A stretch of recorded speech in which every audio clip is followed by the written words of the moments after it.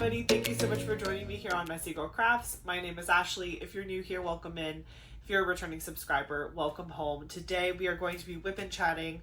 I thought we were still going to be whip and chatting on my drills and chills project, but I actually finished my Embrace of the Pumpkin by Kikoa canvas from Unimade, which I am so excited about. If you want, you can check out my Instagram. I posted my finished picture there. I also posted it in the Drills and Chills Facebook group, so if you want to check it out, all finished, it's there. I'll probably mention this again later, but let me know if you guys want a post review on that canvas. I know I talk about it a lot. I've talked about it a lot in my whip and chats and other videos that I've kind of just like commented on, like my month in reviews and whatever. If you guys want a dedicated post review for the Unimade canvas, let me know. I'm just staring at her right now. She looks absolutely stunning. But if you do want an additional video that's just really going over the canvas and what my thoughts were, I'd love to hear from you guys to see what you think. But today, since it's only October, what is it? I'm trying to look at my calendar. October 18th, 19th? What day is today? The 19th? 19th. It's the Sunday. Sorry. I'm so tired. It's October 19th, which is a Sunday. And I still have 2 weeks left of the month. And so I didn't feel like hitting up an entire new fall Halloween / project. I really wanted to kind of work down on some of the whips that I have, and so I decided to pull out my Indigenous Collection canvas from when I went to Alaska.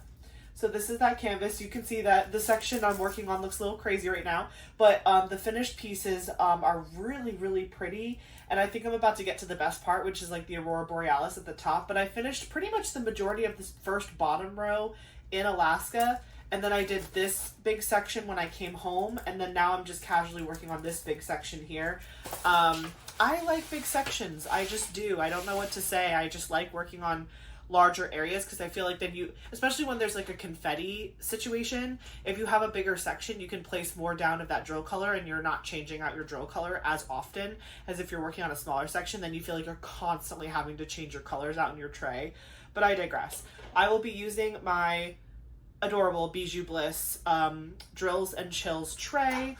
It's green on the inside, magnetic, my favorite tray, hands down.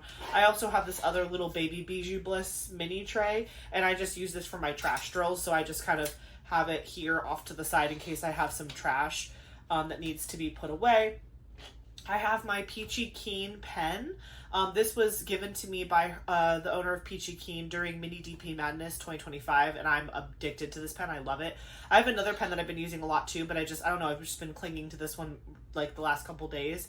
I have glue dots in the single placer, and then I have putty in the multi-placer, and it's Tracy's DP World homemade cookies, and these look like little mini Chips Ahoy cookies, and they literally smell just like a Chips Ahoy cookie. Let me pull the plastic back so you guys can see. It's so good. You can tell the one that I've already mangled, but look at that. And, don't diamond paint hungry because you will want to snack on this. Don't eat your putty. So anyway, that's what I'm using in my multi-placer. And my multi-placer is an 8-placer from Diamond Art Club. So that's all my materials. And then all my drills are in my travel bottle system case. This holds 60 bottles. I'm only using about 26 there's only 26 colors in this canvas, so I'm just using 26 of the bottles. So yeah, that's pretty much all my supplies. Oh, and I have this really cute cover minder from, this is from, I can't remember the name of the shop off the top of my head. What is it called? I can't remember. It'll come to me. But this is a cute cover minder of a ramen bowl with a face on it. So I was originally using this for Angel of Justice because Eric picked it out because he loves ramen. And I just had it handy, so I was like, you know what? I'm just going to keep using it. This plastic cover is not perforated, so I have been using my cover minder to just like hold my plastic back, and it's been working just fine. And yeah, so I'm going to work on the big bear section, which I'm excited about. I've been looking forward to getting to the bear for a while. Bear looks super cute. It's really funny because right now it has bowling ball face, which is like 2 dots for the eyes and a dot for the mouth or nose. But eventually it will start coming to life as I add more colors. I kind of like to pick colors.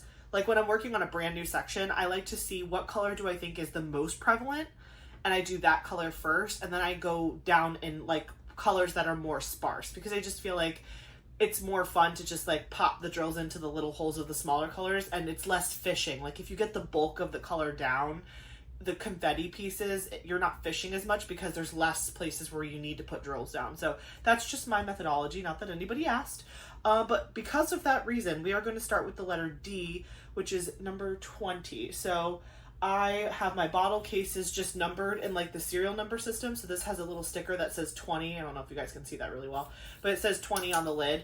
And so this canvas did not come with a sticker sheet, but I can see the legend here on the top left of the canvas.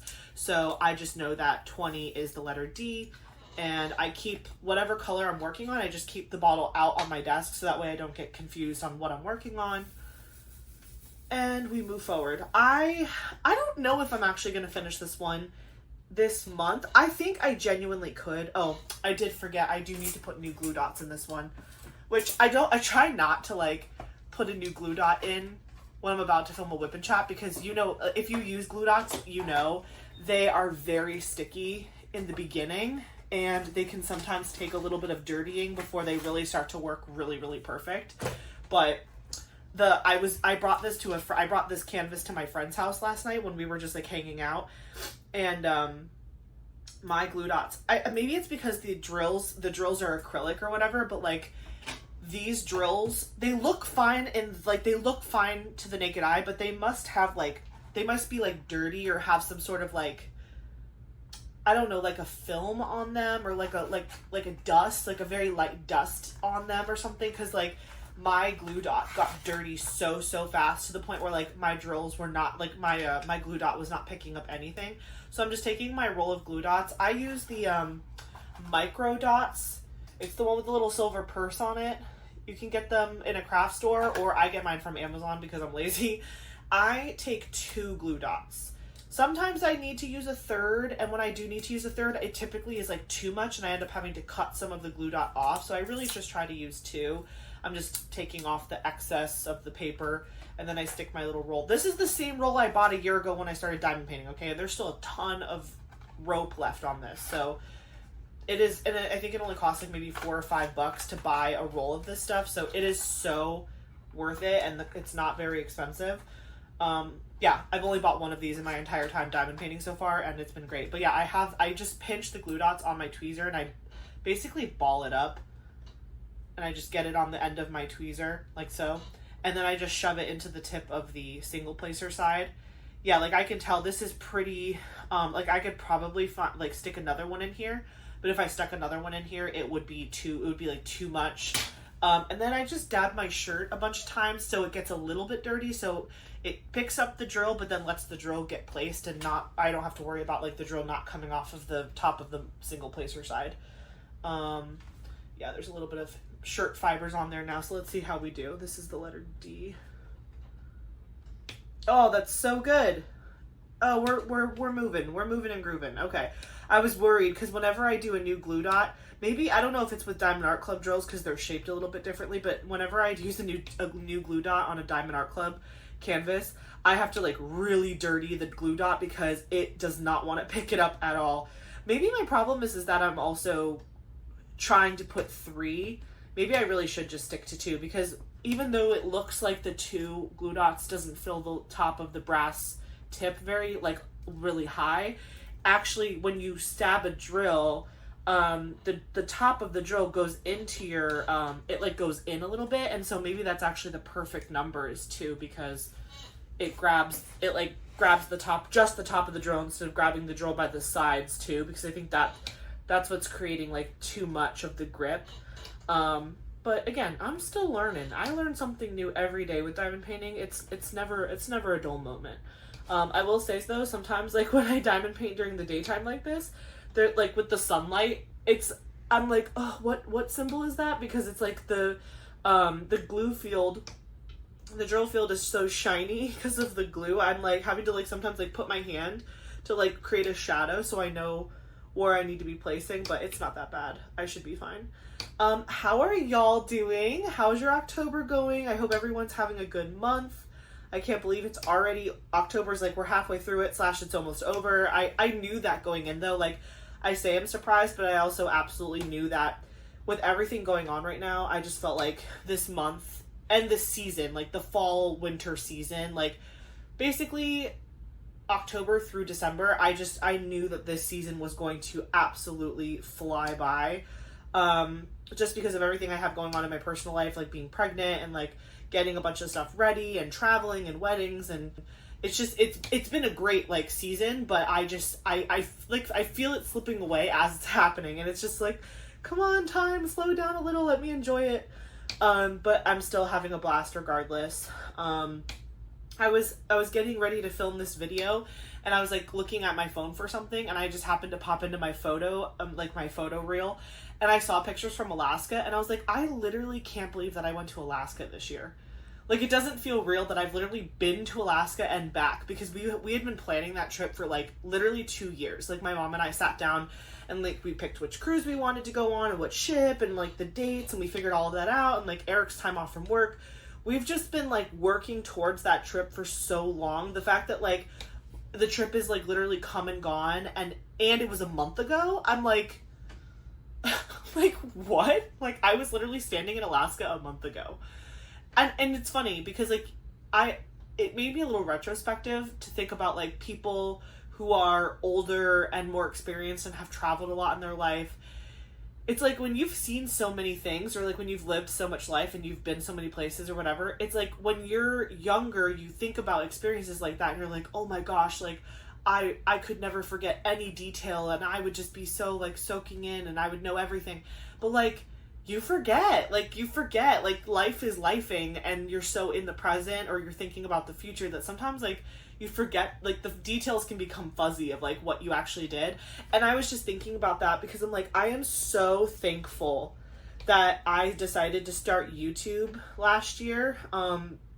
Obviously for many reasons, but one of the reasons is because now that I have this YouTube channel, like I'm kind of able to document a little bit of what's going on in my life. Like a lot of what we talk about is diamond painting, obviously, but also we're like friends and we talk about what's going on in our lives and like what's happening. And I got pregnant during like my season of YouTube. Like that is so cool that like I'm gonna get to look back on this and like hear myself talk about what I was doing and my doctor's appointments and like trips that I went on. And that's why I also really put a lot of energy into like my little like trip montages and stuff, or like things that I'm doing. And I like to take clips of my real life and stick them into my Whip and chats and stuff, because I just think that obviously it's fun for you guys to see too, because it's like engaging, but also for me, it's like a time capsule. It's like a memory that I can now look back on years down the road, and it's like forever preserved on YouTube.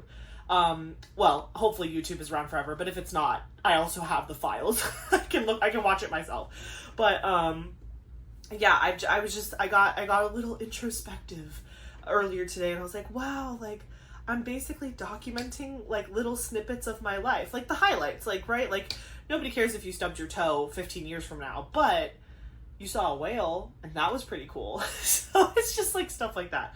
But anywho, yeah, it's a Sunday. This weekend was the first weekend that we like didn't have stuff to do for Eli's room. Although if you guys, do you guys see, I'm so sorry I didn't address this sooner. Do you see what's happening behind me? This is all you guys. This is, and there's a big bag behind me as well, full of smaller packages. This is all of the stuff that's for the baby shower tomorrow. Kara, the principal painter, Michaela Renee, Courtney from Diamonds Are a Girl's Best Friend, and Michelle, one of my lovely subscribers, all decided to get together to throw me a virtual baby shower. And they shared my my Amazon baby registry, and yup, y'all just went in. You went in real hard. So I am just so incredibly thankful for every single one of you, whether you got something or not. I know that by the time you see this video, the baby shower will have already happened. I'll definitely be sure to share the link to the recorded live, so that way if anyone missed it because they were working or they didn't know about it till now, like I want you guys to be able to experience it if you want to watch and play along with us. But for any of you guys that did send something, I just need you to know how like touched Eric and I were. Every single day it was just boxes and boxes and boxes, and I was just like, when is it gonna stop? I was like, the first time I got like a couple boxes, I was like, oh, that's so sweet. People actually sent something. And then they kept coming and coming and coming. And I was like, Eric, because Eric would be like, oh, is this like from mom, or is this from my dad or your mom, whatever? Are they just sending stuff to the house because they don't feel like bringing it to like the shower that we're going to have in person with our family? And I was like, Eric, no, these are all from our YouTube family. And he was like, oh? I was like, yeah. Y'all basically cut our registry in half. So I hope you're proud of yourself.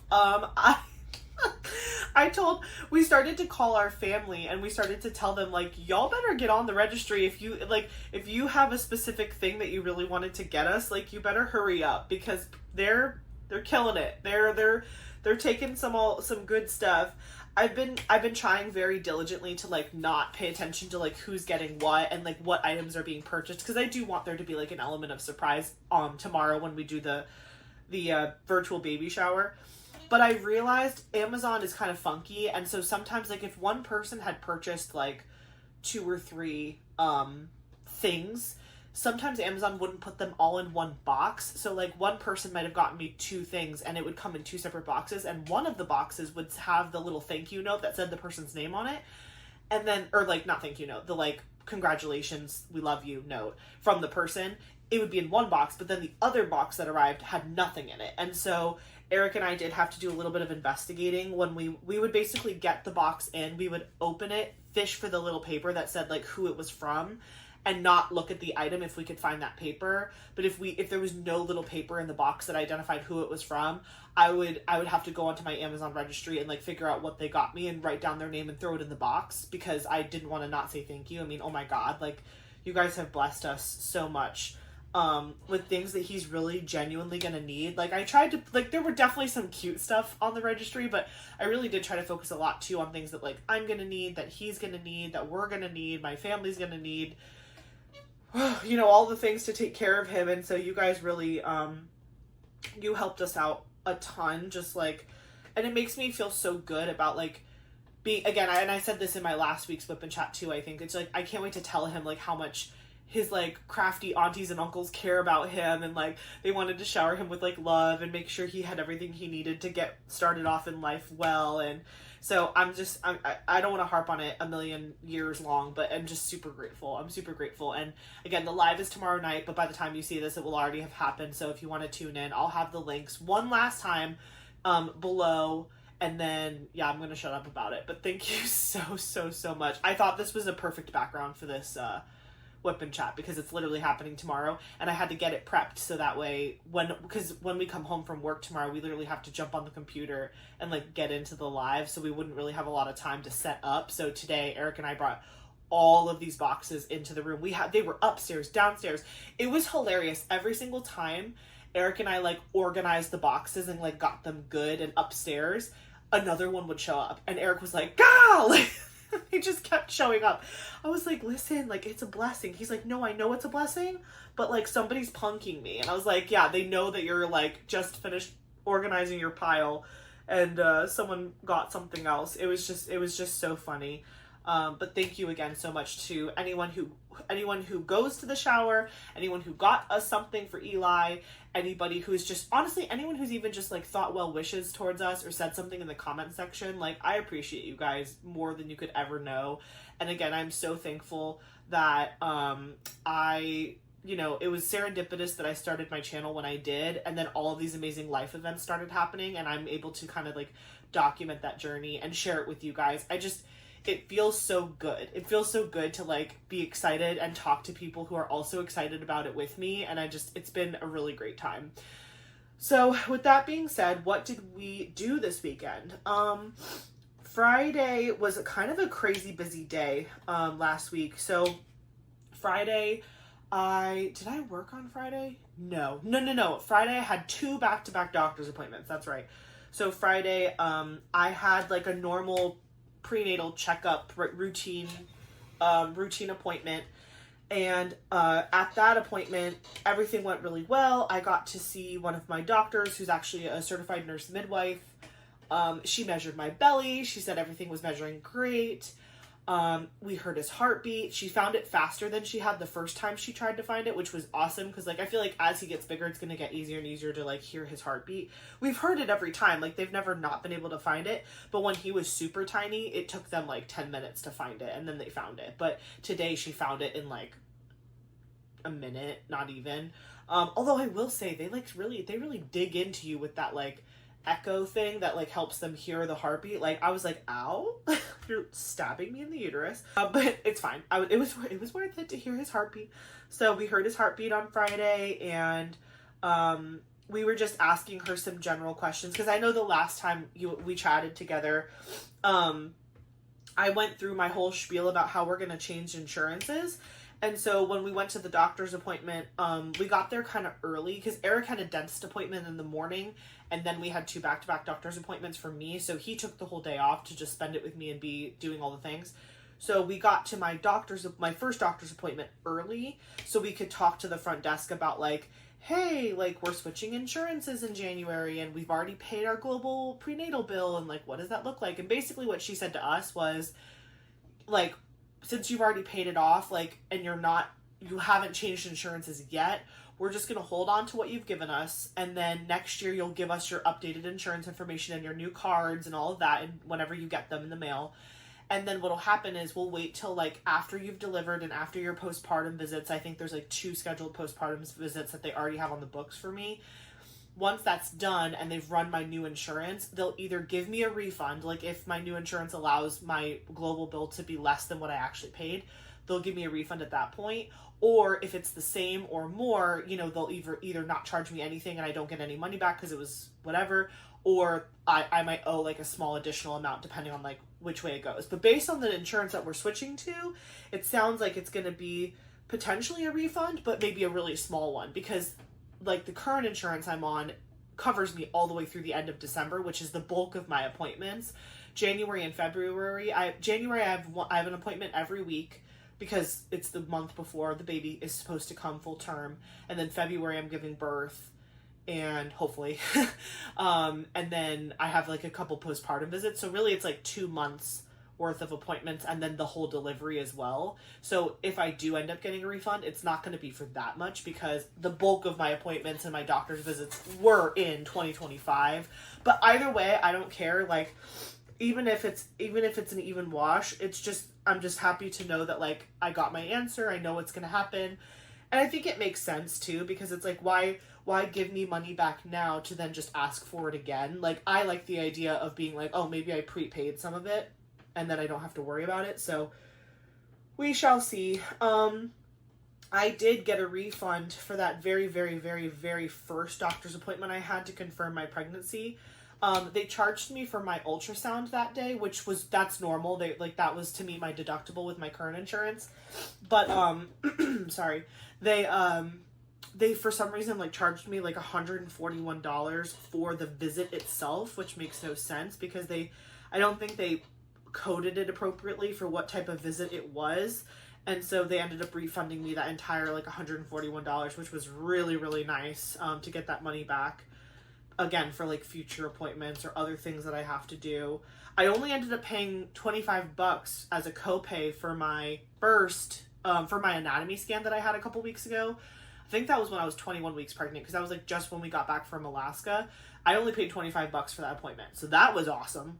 And then I have this coming up Thursday. So tomorrow for you guys, I will have a second appointment with the anatomy scan people. I don't know how in depth they're going to go on the second round. I don't know if they're going to do like basically that same appointment over again, or if they're just going to go in looking for certain things. But they said like from the first anatomy scan, they said nothing was wrong with him. He looks beautiful and perfect.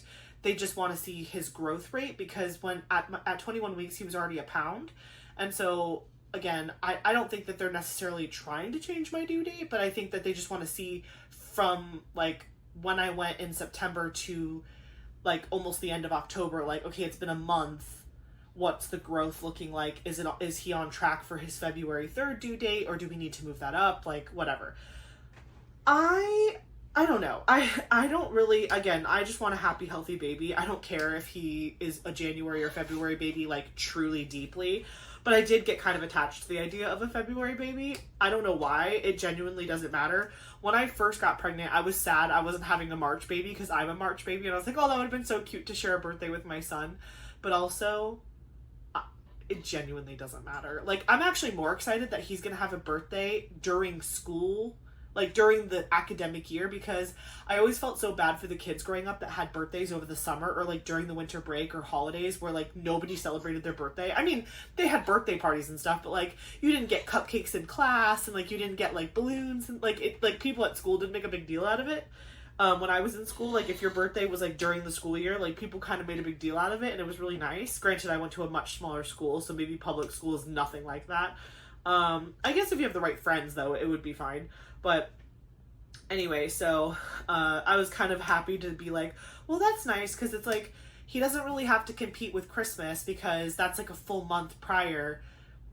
Really, like if he's born early February, like it's not super associated with Christmas time, and there aren't any major like gift giving celebration holidays other than like Valentine's Day, but that's like a Hallmark holiday. I love it, don't get me wrong, like I'm a big fan of Valentine's Day because I take more like deeper meaning into it versus just like the Hallmark side of it. But in my mind I was like, that's like a good like dead period of like big holidays where people will be like, oh, I'm excited to like go to a party or like get someone a gift or like go on vacation or whatever to celebrate someone's birthday.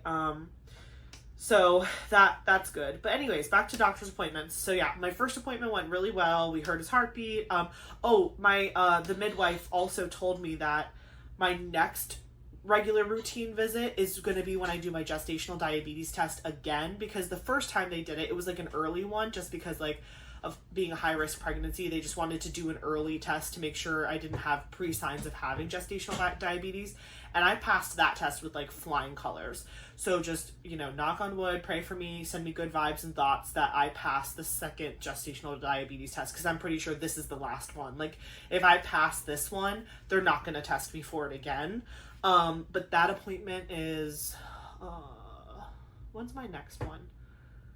November 11th. I think it's on Veterans Day. I think Veterans Day is my next like routine prenatal visit. So, which is good because we'll have time to sit there for an hour, because you have to be there for an hour while the drink like takes effect, and then you have to like give them a sample, and then they tell you if you have it or not. So, and then if you have it, they make you come back and you have to do a 3-hour test.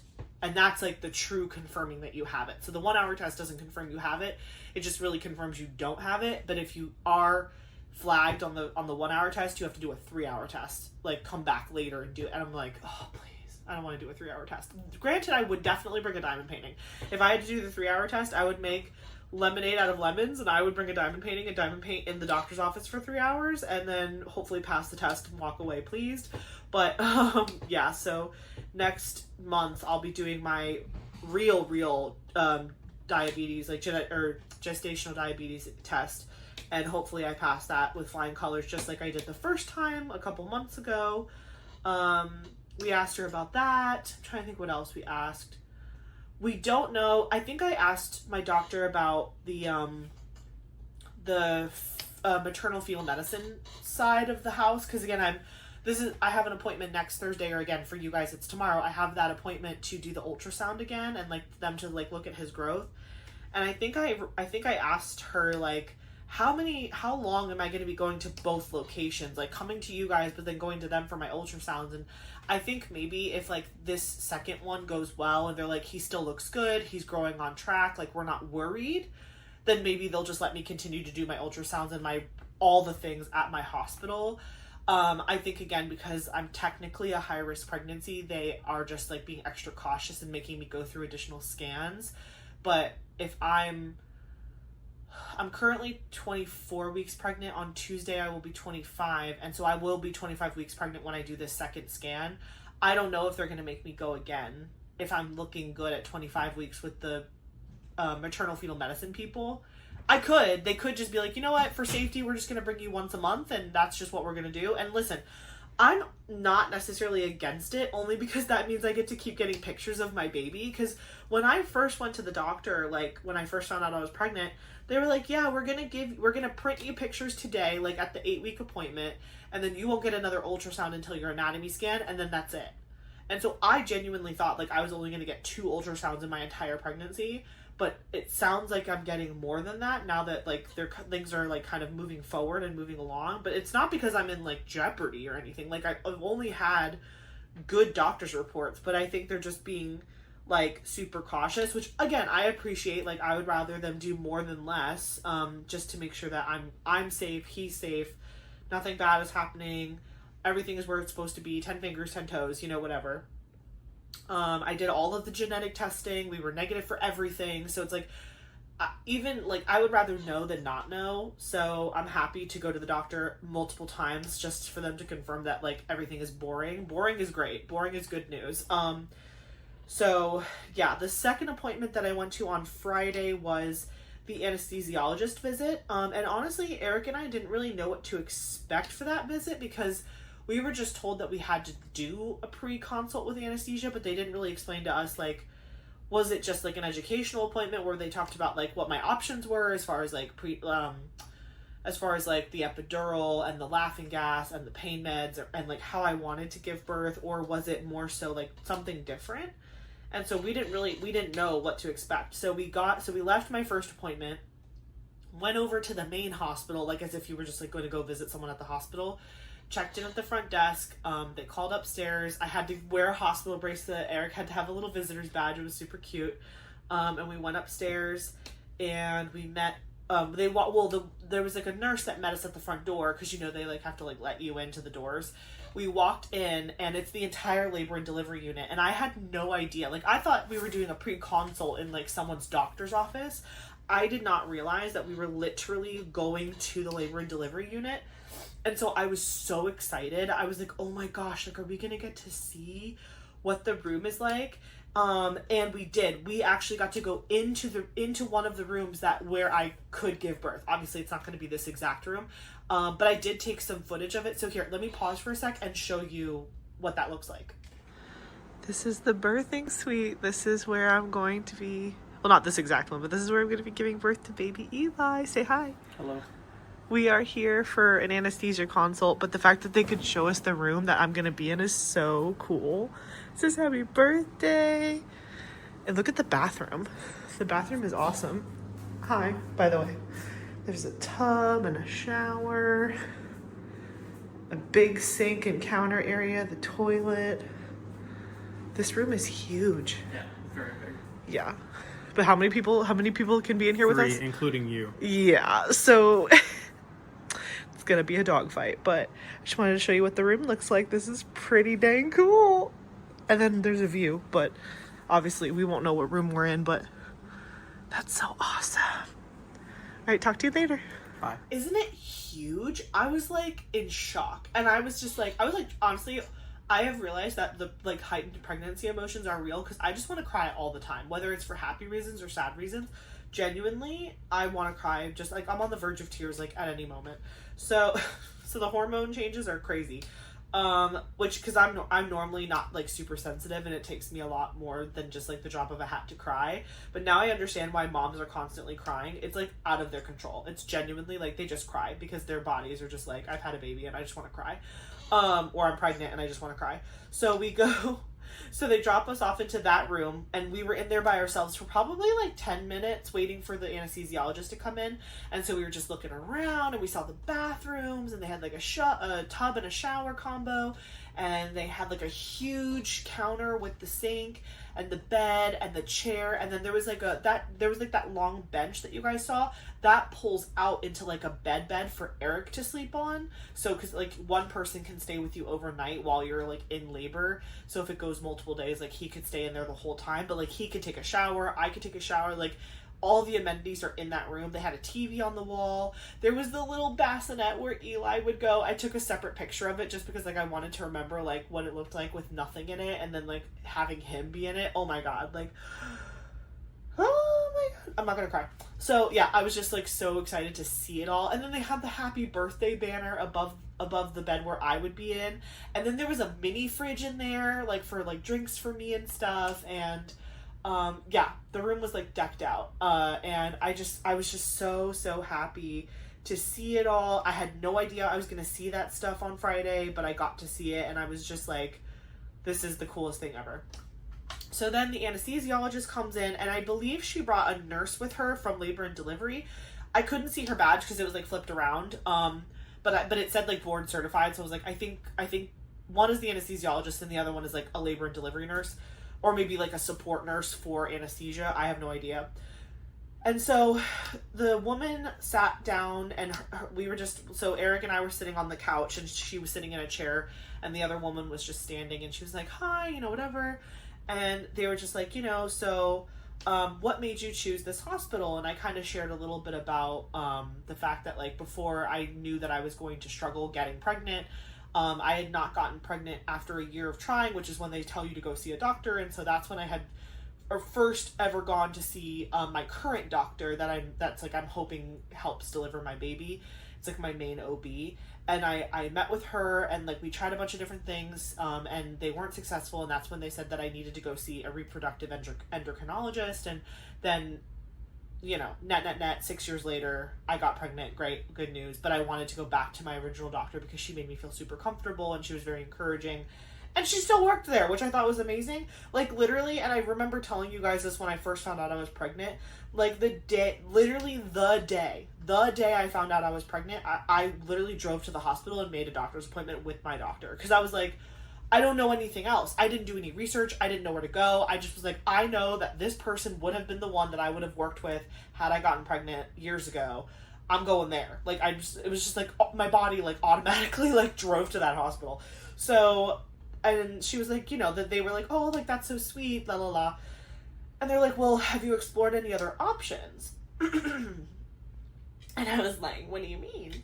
And they were like, well, they were like, this hospital that you're currently planning to give birth at is like, obviously, hello, we're sitting in the labor and delivery unit. They have what we need, but they're like the lowest level of risk hospital. So they can successfully deliver babies. They have everything they need, but like, it's a lower risk hospital. Like, I don't know how else to say it. Like, that's basically how they said it to us. And they were like, we just want you to keep your options open in case you have to end up going to a higher risk hospital that has more like support for a high risk pregnancy. And I'm like, okay. Like, they were being kind of cryptic and weird about how they were, and it wasn't even the nurse, it was the anesthesiologist specifically. And she's like, she was just talking about different things, and I was like, okay. I was like, well, my when I was talking to my birth thing, I forgot that she has like a really funny name. I think they're called like birth designers or something. They have like a funny name. But basically there was another nurse that I had met with earlier on in my pregnancy, and she had said something similar to me, but basically was like, like, and I think I've told you guys this before, like, when you give birth at the hospital that I'm currently planning to give birth at, they have NICU nurses. Like, they have nurses that are able to successfully stabilize your baby and get them like to a good place, but there is not a NICU unit in that hospital. If for whatever reason Eli needed NICU services, he would literally have to be put in an ambulance, taken away from me, and go to the other hospital down the street that's the same organization but like a different location, and like he'd have to go into the NICU at that hospital, and then I would be in my hospital until they let me go, and then I could go to the other hospital to visit my baby. And I'm kind of struggling with that because obviously nobody wants to think about their baby needing emergency services and needing to go to the NICU and like whatever, but like the thought of me, like, because part of it is me, right? Like, I think originally going into this pregnancy, I have been, and I continue to put a lot of pressure on myself of like, you need to maintain your body weight, you need to be healthy, you need to make sure that you're moving around, but not too much, you need to drink your water, you need to take your prenatals, which I still need to do today, don't let me forget. But like, there's just like, I've been so focused on me and like my health and what I need to do to have a good, successful pregnancy and birthing experience that I really didn't think about like the unknown aspect of like, well, what if you do everything right and it all still goes to hell? Like, because that is totally a thing. Like, that's totally a thing. And I was just so hyper fixated on making sure that like I was as healthy as I could be to make sure that everything was as perfect as it could be. And it really hit me when she said that, like, yeah, if something happens, like, we will have to take him here. I was like, wait, so even if I'm a perfect little angel and I only gain the recommended amount of weight during my pregnancy and I don't have any complications and I'm able to give a vaginal birth, no C-section, all the good, like, whatever, all the things they want to happen for me, he could still have something wrong and need to be taken away from me and go to a different hospital. Like, that never dawned on me. And I was like, oh, like, okay. And again, it's not that I wasn't thinking about Eli. I mean, I'm constantly thinking about Eli, but when I wasn't able to get pregnant for all of those years, I put so much blame on myself of like, you're the reason that you're not getting pregnant, not the rest of the world, not Eric, not whatever, science, medicine, like, it's you, like, you need to fix you, and then that will be what unlocks the key, whatever. And I know that was super negative talk, and I shouldn't have been talking about to myself like that, and I really am, I try to be way better about it now, and I definitely think I'm in a much better mental space than I was those first few years of really trying and feeling frustrated with myself. And then I found out I had PCOS, and I realized, like, I had an invisible enemy fighting against me the whole time that I was able to conquer, and I now am pregnant. So I think going into my pregnancy, again, I still had that mentality of like, if something goes wrong, it's my fault. Like, if something happens to him or to me in this experience, pregnancy, birth, postpartum, it's my fault because I'm not taking care of myself well enough to like have it go perfectly like quote unquote everybody else, which we all know that that's not true. So when the anesthesiologist was like, yeah, like, obviously, like, people give birth here all the time, but like you are technically a high-risk pregnancy, and you know, we don't ever want to put people in a situation where they might have to be separated from their child.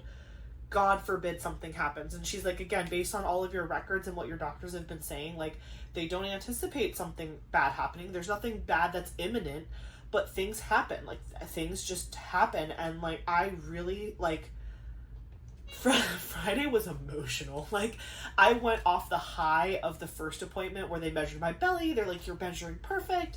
We hear his heartbeat. It's right where it's supposed to be. He's growing so well.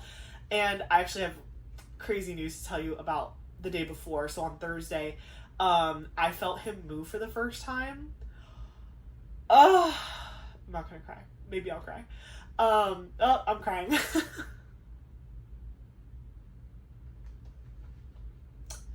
I was at work, and of course it's at work.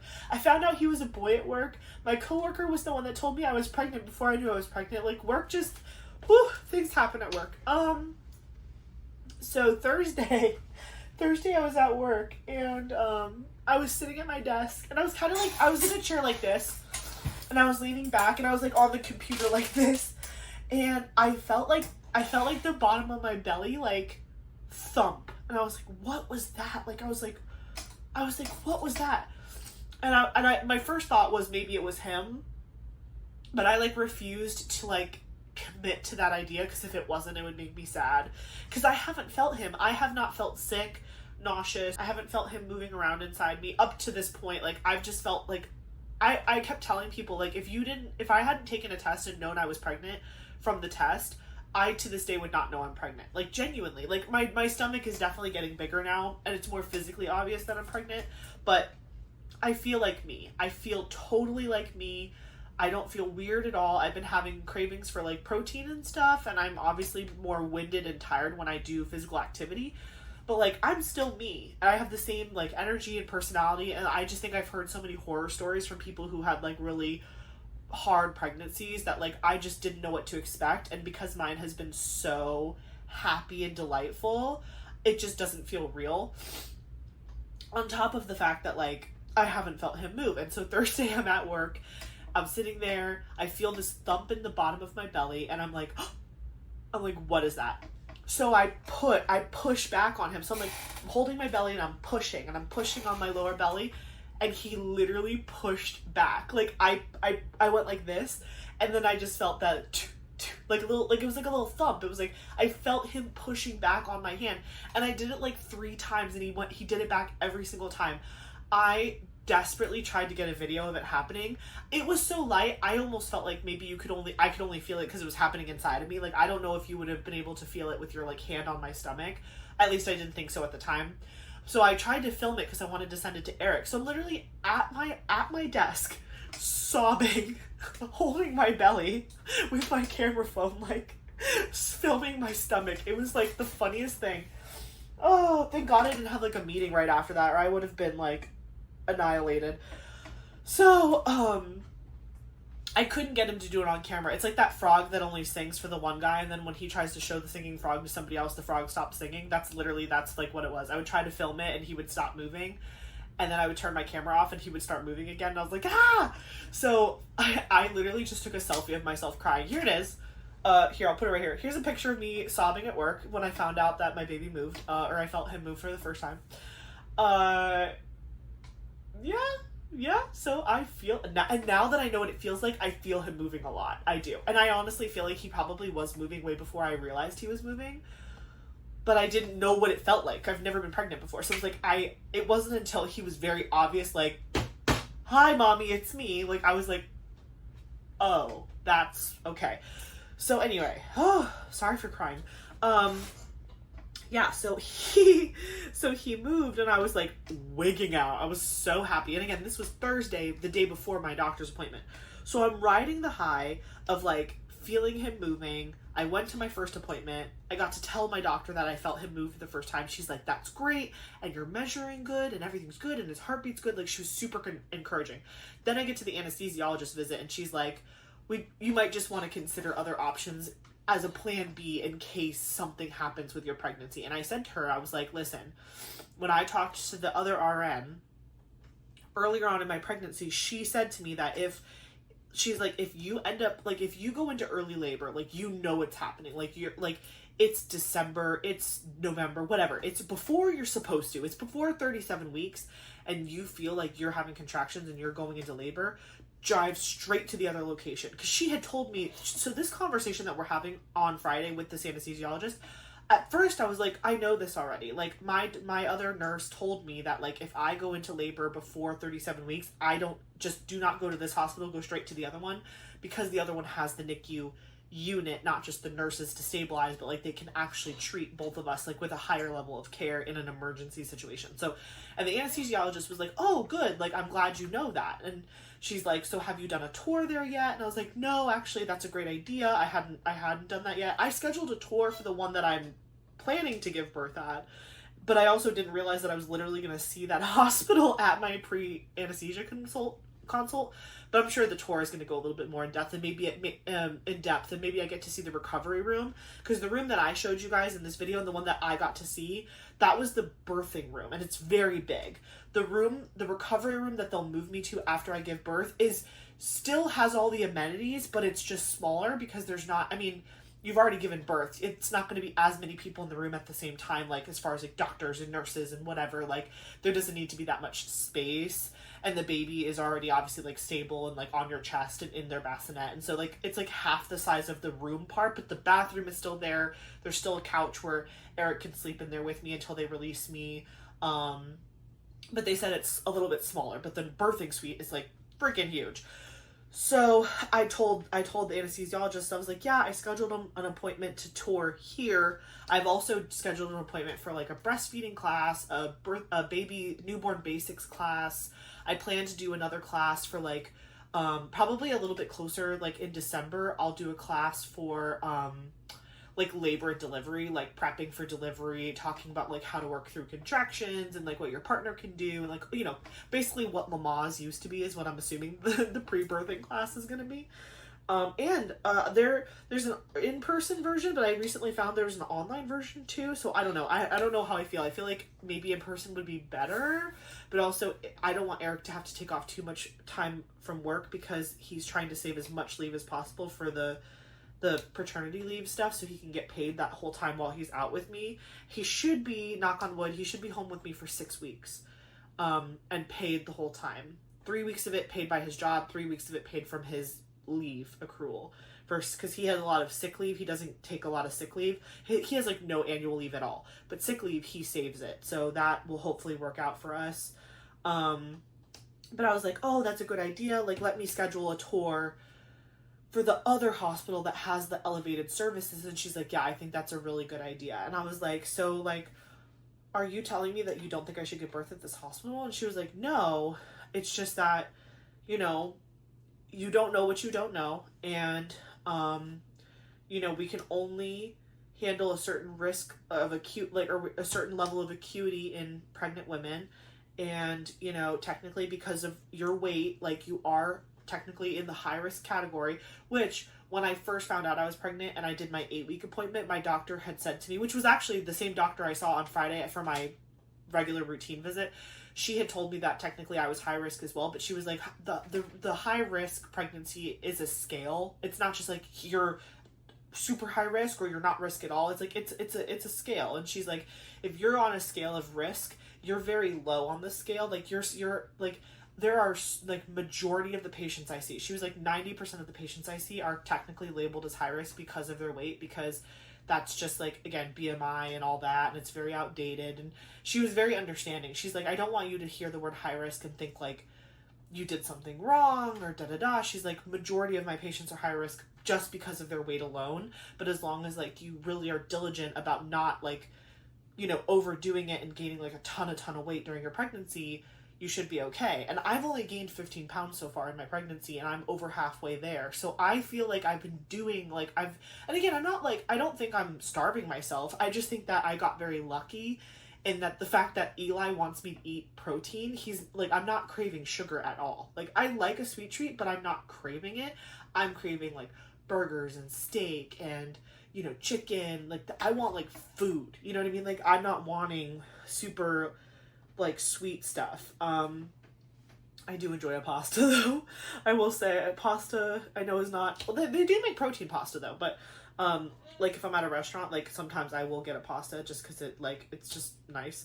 But anywho, so yeah, the anesthesiologist was like, I'm not telling you not to give birth here. I'm just telling you that if anything were to go wrong and he needed services like that were higher than this hospital can provide, you may be separated. Like, he might have to be taken in an ambulance by himself, or, you know, because I know me, I would force Eric to go with him, even though Eric wouldn't want to leave me. I'd be like, you need to go be with our son. Like, I can't leave. You need to go be with our son.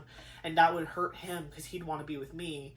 So like, it was like, so I was like super emotional on Friday. Like, I was like crying, and I was like, I feel like I should have thought about this before I chose my hospital. And why didn't I just, because I didn't know, like when I first found out I was pregnant, again, I literally like floated to the doctor's office. Like, I was so excited, and I did the one thing that I knew what to do. And I was like, you need to make an appointment. Like, you need to make an appointment, and you already have a doctor that you know you can go to, because like, I've been building relationships with that hospital and those people for like 24 weeks. And so the thought of like potentially having to just think about what's best for Eli, and being like, okay, well, do I need to go to the other location for and again, it's the same organization. So it's really not, I think I'm being a little dramatic. Like, yes, I would have to go with a whole new group of doctors, but the facility, like the room that I showed you, it's going to look the exact same. It's like the same organization hospital. Like, it's just going to be different providers and a different location. And it is further away from my house, but not like so significantly that I don't think I could make it there, like in a labor situation. It's still like, it's basically like, if you think about where my job is and where my house is, my current hospital is closer to my house, and my the other hospital that has better like high acuity services is closer to my job. But like, on a good day with no traffic, I'm getting to work in 30 minutes, and it's closer than my job. So like, I'm gonna be in the car for maybe 20 minutes, and to get to the second hospital, I can take the highway, whereas the first one, it would be all back roads to get to. It's not like I can't hop on the highway to get to the first hospital.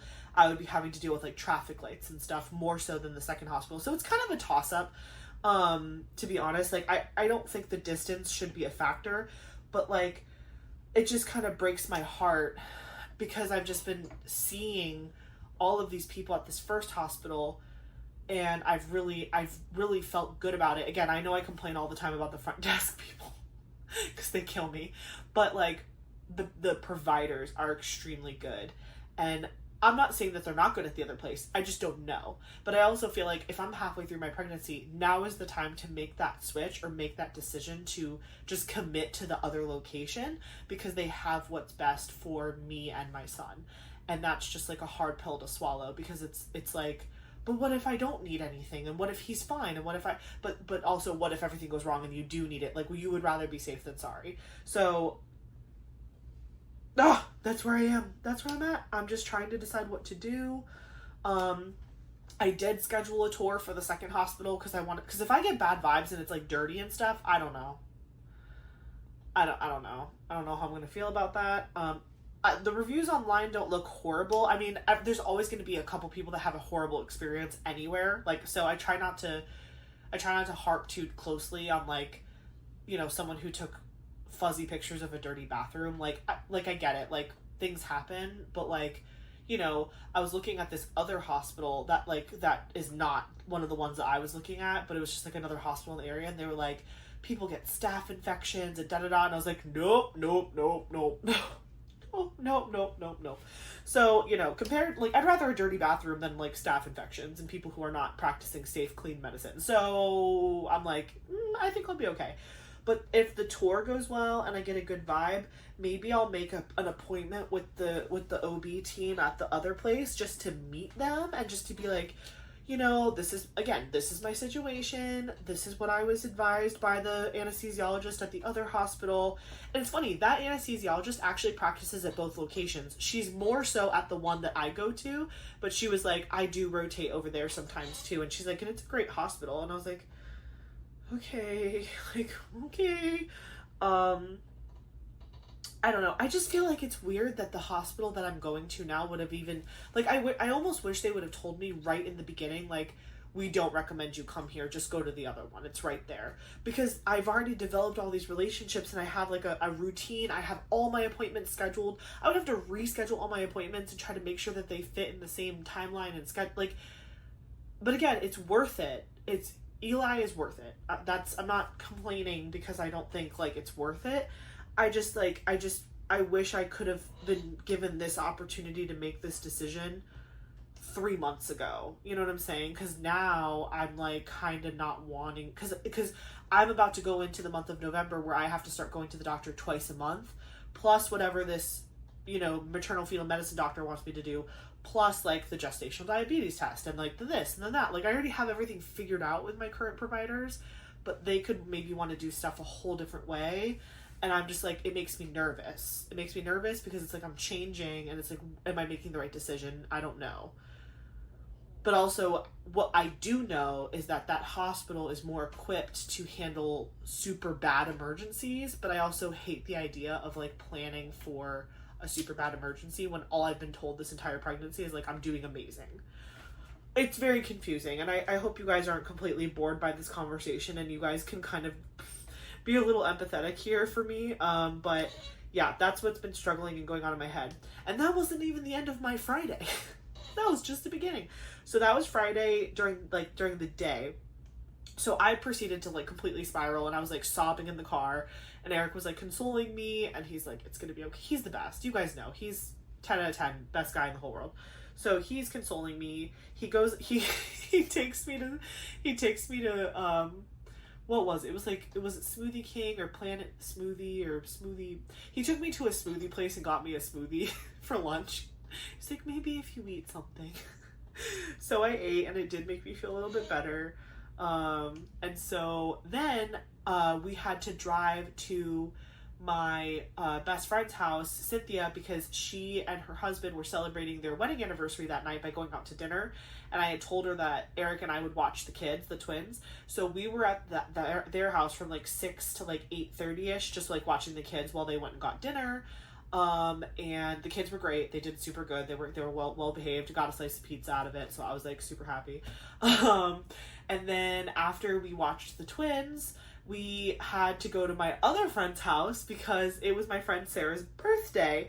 And so I really wanted to celebrate her birthday with her, and she was like, I feel like bad things always happen to me on my birthday, so I don't want to leave my house. And I was like, I am so down to come over and like watch a movie and make snacks and hang out and whatever. So we literally, oh, sorry, this one has like a big tab on it, so I have to put that in my trash drills. I will say, by the way, this kit, like, not a ton of trash, really. This thing is collecting trash from, like, multiple canvases over, like, multiple months. This is not just this project. But this canvas in particular, for it being acrylic drills, I'm really not getting a lot of trash. Barely at all. Just FYI. So I went to my friend's house. After leaving my babysitting with the twins, I left their house at, like, 8:30. Eric and I drove to our friend's house. And we had... so basically she turned 33 years old, which is your Hobbit birthday. If you're not a super nerd like me, 33 is like coming of age for hobbits, from like Lord of the Rings and stuff. And so if you guys remember, I actually showed you a video clip from my birthday this year. I turned 33 and they threw me a Hobbit birthday. And so my friend wanted to have a Hobbit birthday for her 33rd birthday. And so we watched The Hobbit together. It was her husband, her, me, and Eric. And they made a bunch of snacks. We brought cheese and snacks and breads. And, like, so we had, like, this big, like, delicious charcuterie, snacky deliciousness. And we watched the movie. But that movie is 3 hours long. And I had a long, emotional day. So we're, like, watching the movie. And I'm eating carbs. And I'm, like, drifting off to sleep, and I'm like nodding off and like whatever. And Eric, who's the worst, he keeps like tickling me to keep me awake. He's like, stop falling asleep. I'm like, I'm sorry, I'm tired. Like, but also like I didn't want my friend to feel bad. Like I was falling asleep, like it was just the four of us. I was like, I didn't want her to think I was like falling asleep on the job on her birthday. But whatever, it was fine. But yeah, we were there watching the movie until like, I guess we started at like 9, 10, 11. It was like 11:30, almost 12 o'clock at night when we left their house. And I dragged myself into bed that night. This is all Friday. This was all Friday. I dragged myself into bed on Friday and just like went to bed. I did not get to sleep in, unfortunately, because I had to work on Saturday. I didn't have to be there till 9, but I knew myself, and if I sleep even until 8, like I'm gonna totally mess myself up, because the event started at 9:15ish. Like that's when they opened the doors for students to come in, and like, because it was a tabling event at my school. So we set up a table. I had students from my college with me, and we just basically are there. It was like from 9 to 12, and we were just there answering questions and stuff for students who were touring the school and learning more about the college, whatever. So I knew that I had to set up my table. I had to drive there, set up my table, obviously like use the bathroom, get good, like make sure I'm good. I had to like bring all my stuff upstairs, and I was by myself, so like I had to like lug all of my like swag and my flyers. But I have a wheelie cart, so like I wasn't carrying anything heavy, I promise. But like I had to bring it up to the second floor where the event was, and so like everything was balancing on my little cart with wheels. So it was just a really early day to like get started. So we went to bed super late on Friday. Then I woke up at like 7 o'clock on Saturday, got ready for the event, woke up, like put my clothes on. I got up early specifically so I could stop and get breakfast on the way, so I wasn't starving, because they didn't have food for us at the event. So I did that. I stopped at Dunkin'. I got the snack and bacon, by the way, at Dunkin' Donuts is such a win for me. Like, it's like, it's bacon. It's just bacon with like pepper and whatever. Maybe they put like a little bit of a glaze on it, but like in a pinch, I literally buy 2 snack and bacons, and that's my breakfast. And it's like bacon. And I did get a coffee because I was dying and I needed caffeine, or I don't think I would have survived on Saturday. But I did get a coffee, and it was delicious. I drained it in 5 seconds. And it's funny because, again, since I started feeling Eli move, he was dancing. Like, I felt him like tapping in my tummy, like when I was drinking my iced coffee, and he was like, ooh, we like this. And I was like, good baby boy, good. So that was kind of funny. I definitely feel him moving now that I know what to feel. He's not moving at this exact moment, but like when I totally skipped this part. How could I do this to you? Thursday, when I felt him move for the first time, that night when I got home from work, I was like, Eric, do you want to feel him move? Like, you gotta come here. And so I was after my shower, and I was laying in the bed, and I was like laying flat on my back, because they say, like, I mean, you're not supposed to sleep on your back when you're pregnant, but like laying on your back for like a couple minutes isn't gonna do anything bad. So I was laying on my back, and I like had my big water bottle, and so I was like sipping it like this. I was like laying down, I was like and then I had Eric like holding my stomach like underneath my belly, right where I felt him move the first time. And other people had told me, like, if you drink like really cold ice water, they like freak out because it's like, it's cold. So I was like downing my ice water, and he did move, and Eric did feel it. And so I was like, meh. I was like, he was so happy. I was like, this is the best. This is just the best thing ever. I don't have to start like counting kicks and stuff until like my 3rd trimester, which I'm like a month away from at this point still. But the fact that I can feel him now makes me feel way better, because I was really nervous before, because everybody was like, oh yeah, boys are so active, and like some people feel their babies move at like 16 weeks, and meanwhile here I am at like 24 weeks, and I'm like, Bueller? Anyone? But now I feel him, and now when he is active, I definitely, I can recognize like, oh, that's him, versus like my stomach just doing weird stomach things and digestion, whatever. So where was I? I was talking about Saturday. Yeah, so I went to work, and I had my iced coffee, and he was like dancing in my tummy, super happy with his iced coffee. Just creating a little caffeine addict from day one. It's fine. No, but I have been really good about my caffeine. I promise. I haven't been overdoing it. Like, sometimes I'll have something a little extra if I'm really dragging, like I was on Saturday, but like normally 200 milligrams a day, and I do not go over that because I'm very cautious about doing all the things I'm supposed to be doing, because I don't want it to be my fault. So anyway, the event went really well. The students that I brought with me were really knowledgeable and good, and they were talking to the students and the families, and like it was good. Then it was like noon, and I brought lunch home for myself. Eric had worked out at the house, and wait, sorry, I thought I put a symbol down on the wrong spot, but oh, it's there. Okay. There's like a floating H, like right in the middle of this big section of D's, and I was like, what? I was like, I can barely tell that it's different because it's like another shade of brown, and I was scared I covered it on accident, but I didn't. So I got home, Eric took a shower, I ate my lunch, he had eaten something already, and then we went to our friend's house at like, what time was it? Oh, that's what happened. Eric found out that Sonny's Barbecue, which is a restaurant you might know of, Sonny's Barbecue was doing an all-you-can-eat menu on Saturday. And again, I've been craving protein. I was so excited to go to like a place where it was all you can eat, like meats and stuff and barbecue. So we all met up at like 5 o'clock, and we went to this restaurant, and we all got the all you can eat barbecue. Eric had chicken and brisket and stuff, and I am a huge pulled pork fan, so I had pulled pork. And then we had like, I got a baked sweet potato, and I got baked beans, and I got a cornbread, and it was delicious. It was a beautiful, delicious dinner. And then we went back to their house, and we were just like watching TV and hanging out, and I brought my diamond painting to hang out. And actually my friend Cynthia, she brought out her diamond painting too. I totally forgot that for my 33rd birthday, when we did the Hobbit Day, my other friend who doesn't live in Florida anymore, she had we did it at her apartment, and she bought diamond paintings for all of us to do together, like to have like a little diamond painting day. And my friend Cynthia, she kept hold of her diamond painting. It was just like a little Amazon kit, like just like one that she, like my friend got a big pack of them off of Amazon. Wasn't really the best quality, but she's sitting there with her little pink wax and stuff, and she was diamond painting. I was like, this is so awesome. So me and my friend were diamond painting, and then my other friend Sam, he was organizing all of his like magic cards and stuff. And actually, he let me and Cynthia help him open a couple of his boxes that were still sealed, which if you are not into trading cards, you might not get it, and that's totally fine.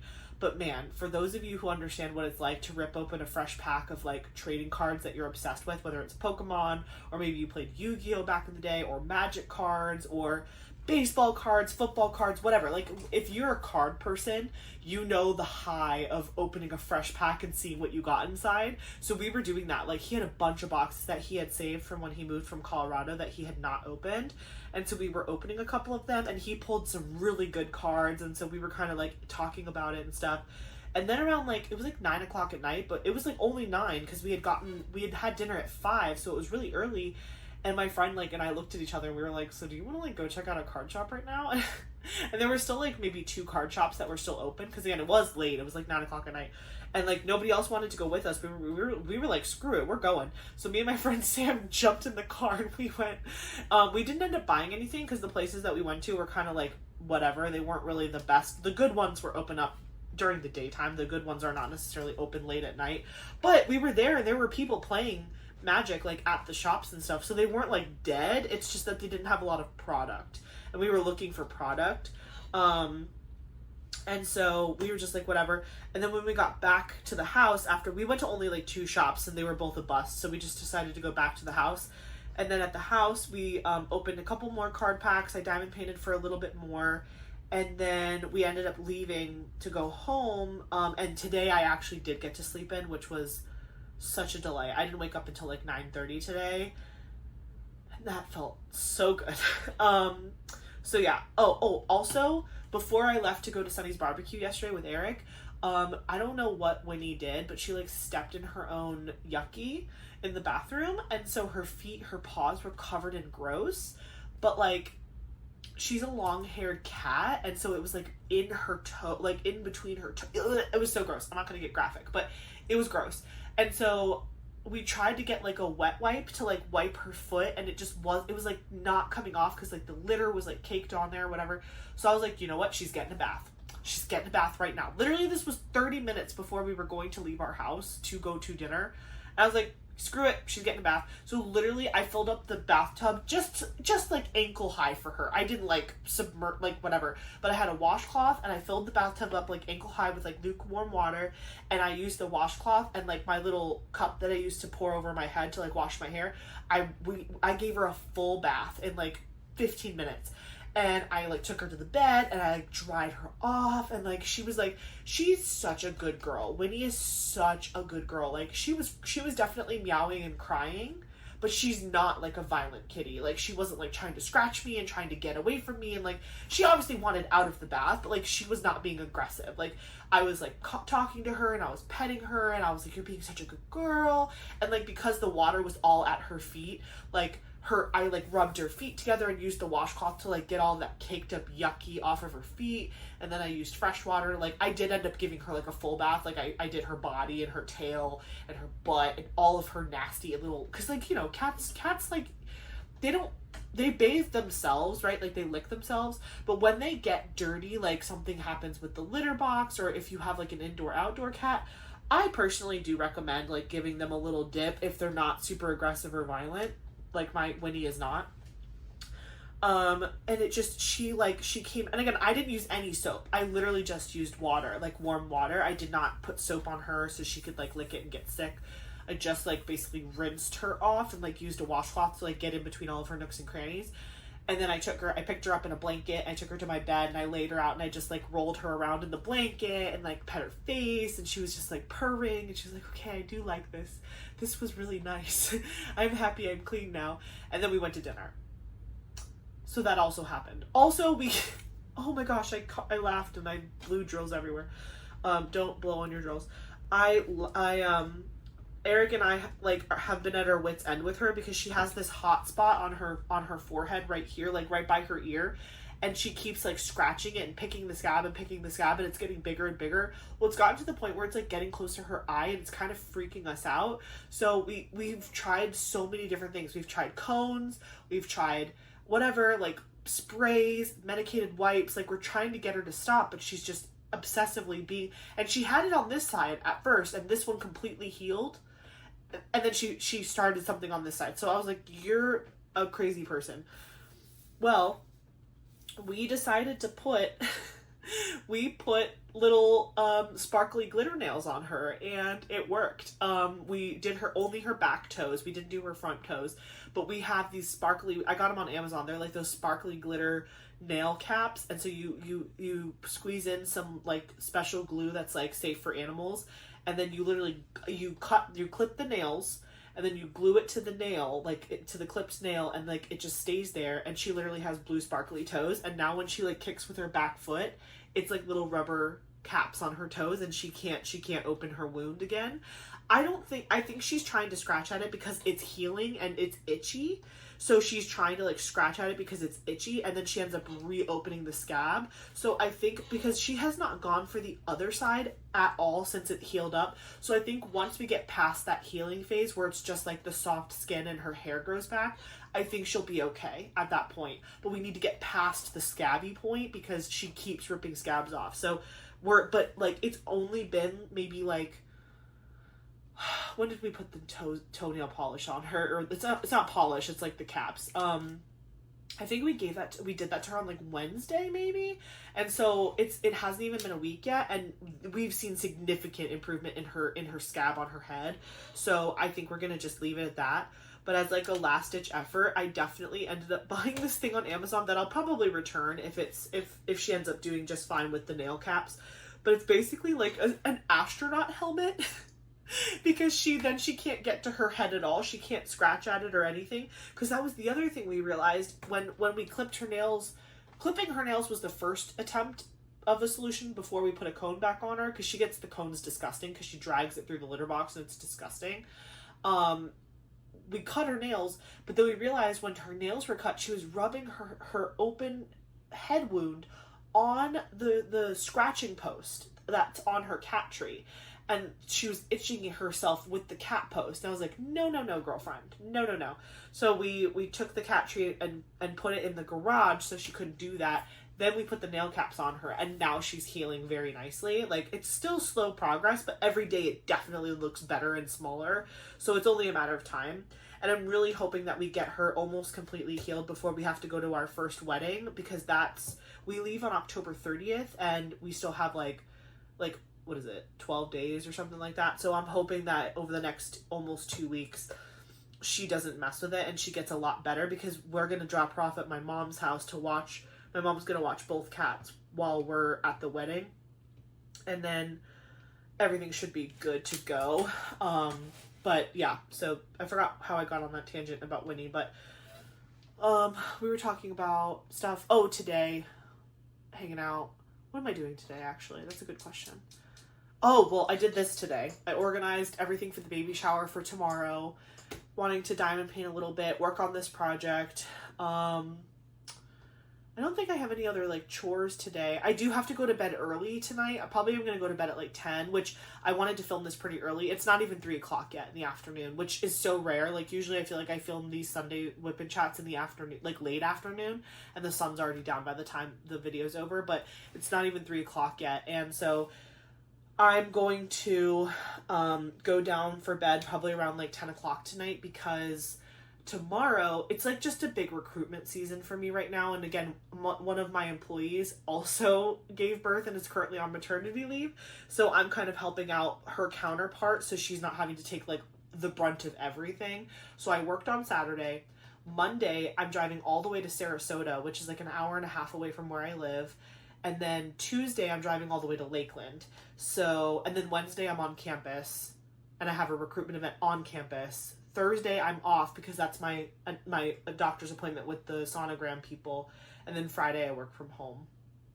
But tomorrow is going to be a huge day because I'm driving all the way to Sarasota. And we're trying to catch morning shift change. So I have to get there. I have to be there at 6:30, I think. So if it takes an hour and a half, that means I have to leave my house at 5 a.m., which means I have to wake up at 4 a.m. And then I have the baby shower. If you guys see me at the baby shower and you're like, why does Ashley look completely drunk and half asleep? Now you'll know why. This is the behind the scenes of what happened before I was at that baby shower. I worked all day at a hospital doing recruitment stuff. And then I had to, you know, it'll be fine though, because the recruitment event ends at like, I think like 4 o'clock. So if I leave Sarasota at 4, I'll get home by 5:30. Eric's gonna get home by 6, and the shower starts at 7 p.m. Eastern time, 6 p.m. Central time. So I have a full hour to just like stare at the ceiling and just be like comatose until the shower starts. That's why I wanted to get everything ready today, because tomorrow I'm only gonna have an hour between like eating. Like Eric will probably bring us home something to eat for dinner, and like we'll just eat really quick and then hop right onto the live. So I didn't want to have to like drag boxes or do anything or whatever. So everything is set up. We have everything we need for the shower tomorrow, and we're good to go. So yeah, that's going to be tomorrow, and what the rest of the week looks like. I'm really looking forward to my doctor's appointment next Thursday. Hopefully I'll get pictures again. My family loves it when I send them pictures. I send them every time something happens, like when I felt him move for the first time, when I went to the doctor on Friday, and every week when he changes what fruit he is, I send all of that to my family every single time, and like they get so excited to see the progress, because they don't live here. I mean, my mom lives here near me, but like Eric's side of the family, they all live in South Florida, so they love getting like the updates and stuff. So that's been really fun to kind of do with them. But yeah, so this week is going to be busy. Let me see if I had any other things for life updates that I wanted to share. I think that's it. Other than that, next Saturday is the 25th, I believe. Is it? Yes. 25th. Next Saturday is the 25th. And Eric and I are going to the twins' birthday. So the twins are turning 7. And their birthday is actually October 29th. But that's the day before their mom and us and our friend Sam all fly to Colorado to go to a wedding. So we're going to do a birthday for them on the 25th, because there's like a Halloween trunk or treat carnival situation happening in one of our local community centers on the 25th. So we're going to basically go to their house and do like cake and presents, and then we're going to go to this like Halloween event together, and that's going to be like our birthday with them. And then I think on Sunday, Cynthia set up some lanes at the bowling alley for like the kids' classmates to come and have like a little birthday party with them, but that's just going to be like kids, so we're not going to go to that. We're going to the thing on Saturday, but that's next weekend. And then next Sunday I go live with my membership as well, so it's busy. It's busy season, but I'm having a great time and I'm feeling good.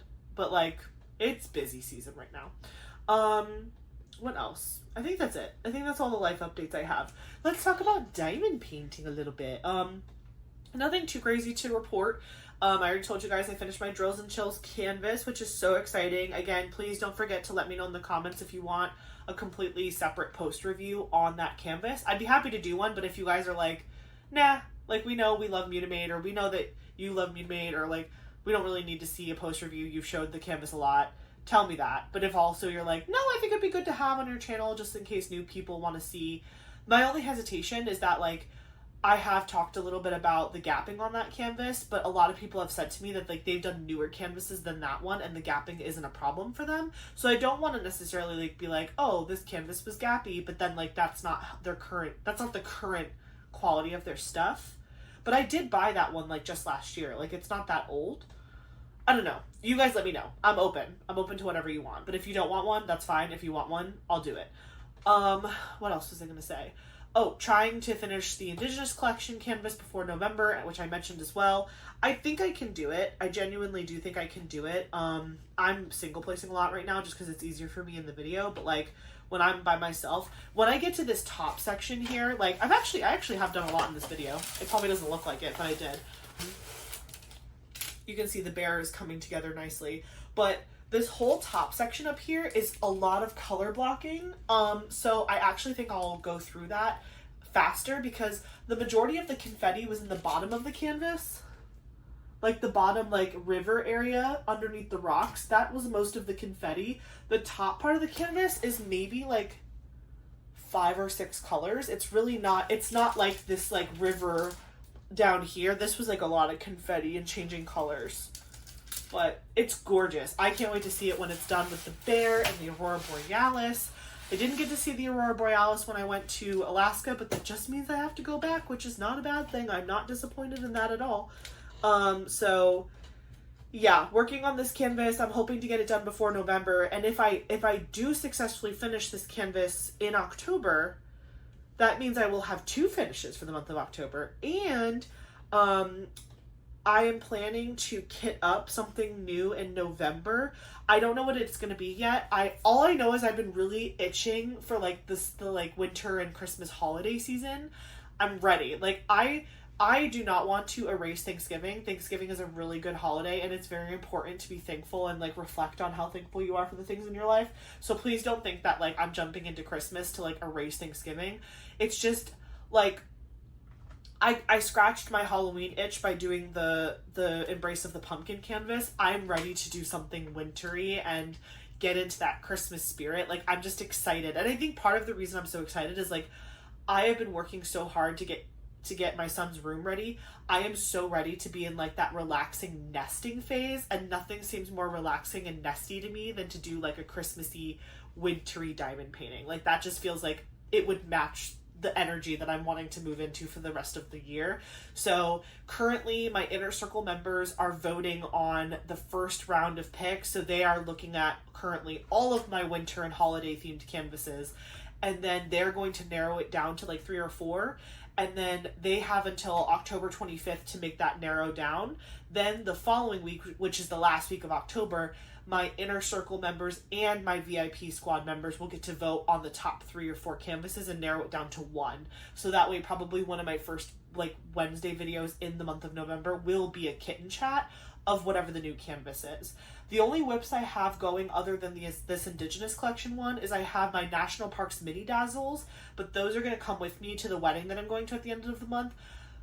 I don't think I'll finish them. I would be impressed with myself if I finished them, because I think I only did 3 or 4 on the cruise, and there's 12 in that set. So I have 2 weddings to go to, so I definitely think that between both weddings, I will finish all 12 of them, which was my goal. So that's like a travel kit that I only do travel stuff for.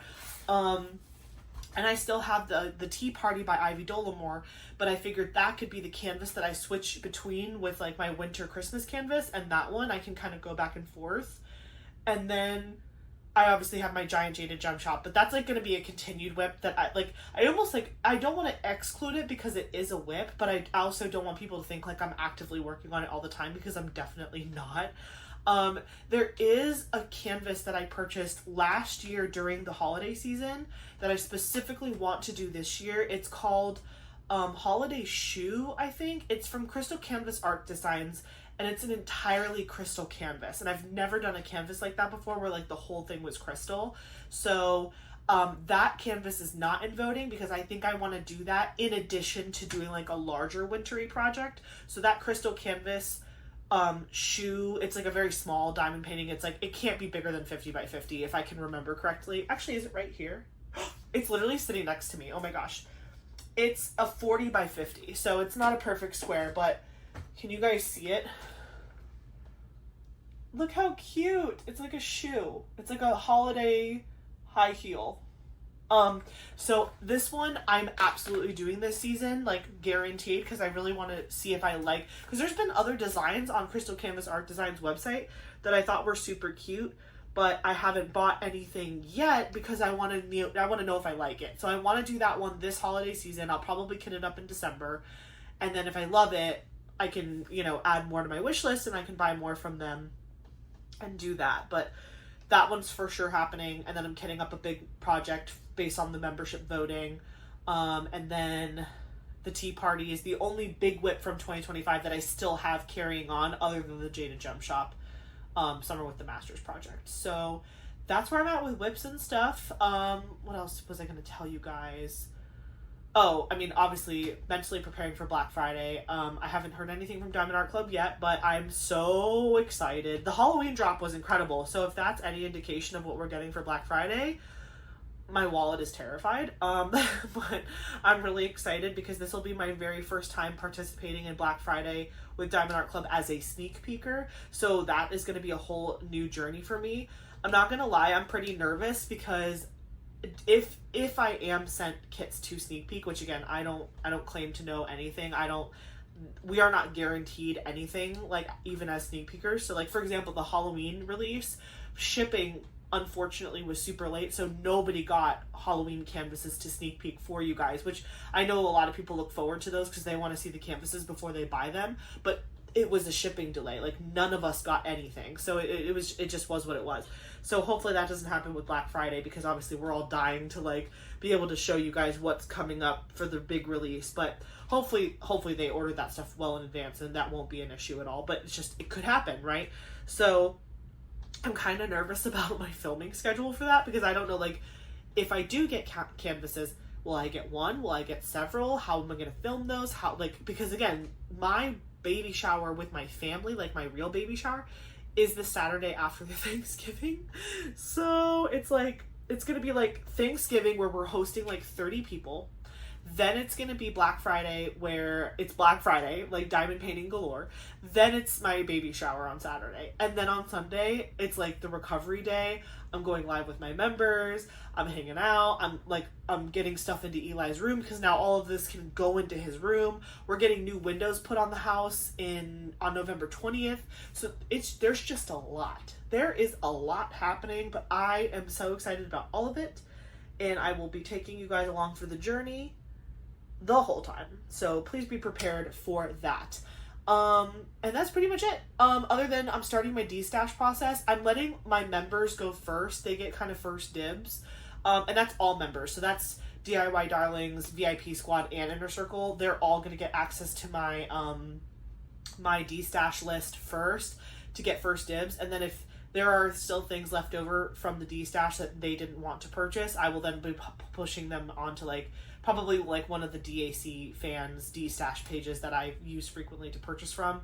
So you guys can always keep your eyes peeled there for a destash from me if you want to grab any of those things. But I'm letting my members go first. Today is actually the first day that they're going to see things that they can actually grab.